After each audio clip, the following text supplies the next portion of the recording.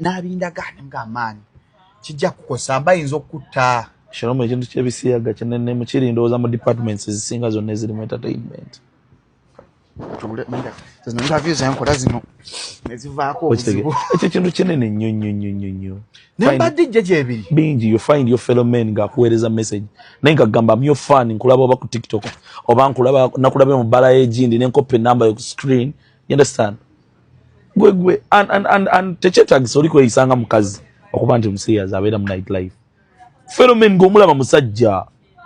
si bino nti babeekozanga bakazi no ng'akuba ne tayi bulungi no nakuweereza message nagamba if you don't mind you can pass by my hotel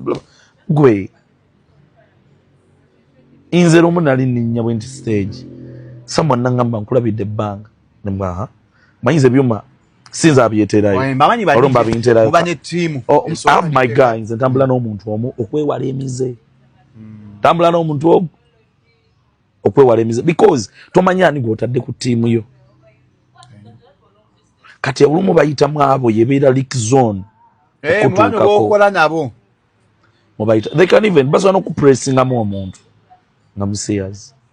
ne bamussa ku tiimu yo ekyo kintu ky'ebisiyaga mu night life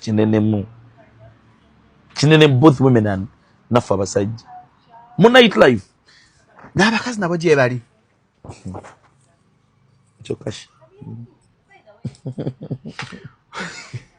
kyokashi oyo omwana lwakuba ndi kale kituufu wamutaasa nze namutiirira